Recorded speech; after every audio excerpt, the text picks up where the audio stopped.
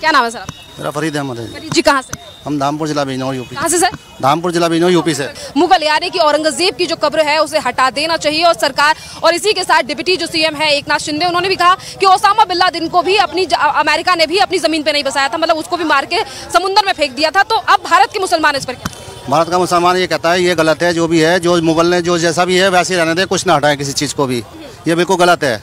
अगर हम किसी चीज़ को, मूर्ति को, किसी चीज़ को कहीं से हटाने लगे, खंडित करने लगे, ये बिल्कुल गलत है। हम भी कुछ नहीं कर रहे, वो लोग भी कुछ ना करें। नहीं सर, पर मुगलों को लेकर मुगलों की कब्रों को हमें अपने देश में क्यों रखना है, जिन्होंने हमारे भारत देश को तो कुछ नहीं दिया? नहीं, मुगलों की वो आज से थोड़ी है, जब तक भारत आज़ाद हुआ उससे भी पहले हैं। जब मुगल कैसे 500 साल से उनकी हुकूमत रही है, सब कुछ उन्होंने दिया, जामा मस्जिद दिया उन्होंने, हाँ क्या नाम है इसका, ये दिया, लाल किला दिया है तुम्हारा, आगरा में ताजमहल दिया, कितनी चीज़ें दिया उन्होंने। ये सब पे सबको उखाड़ देना चाहिए, तो ये सब फेंक देना चाहिए, इसको भी, ये इनकी जो निशानी ये भी खत्म कर देनी चाहिए। तो आप कह रहे हैं कि मुगलों की जो निशानियां हैं वो रखनी चाहिए? जी, और रखनी चाहिए। क्यों रखनी चाहिए? क्यों ये चीज़ें फिर ताजमहल वगैरह इनको भी नहीं रखनी चाहिए ना, सब इनको भी उखाड़ के फेंक देनी चाहिए।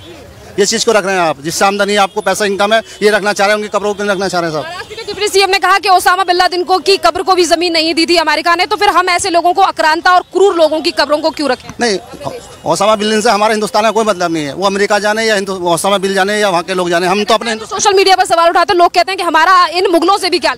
नहीं, ये तो हमारे हिंदुस्तान में आए ना, हमारे यहाँ तो रहे हैं, करा है उन्होंने, शासन करा है, तो हमारा तो ये मतलब है, उन लोगों का कोई मतलब नहीं है। शासन का मतलब सर ये भी कहा जाता है ना कि शासन तो एक राजा को मारकर उनकी सत्ता को हड़प लेना का मतलब था, और यहाँ पर आपने लाल किला या फिर कुतुब मीनार या फिर ताजमहल की बात की, तो वो तमाम चीजें भी तो भारत के लोगों के पैसे से ही बनवाई गई थी ना। जब लोगों को मारा गया, उनके घरों को लूटा गया, तो मुगल कोई अपने घर से तो पैसा नहीं लाए थे। नहीं, वो उनका अपना शासन था, अपना सब कुछ था, वो मदद भी करते थे, लोगों का सारा काम करते थे, वो ये काम नहीं करते थे जो उनका इतिहास बता रहे हैं ना कि उन्होंने पैसा लूटा, ये करा, वो करा, ये बिल्कुल गलत कहा, ये काम नहीं है।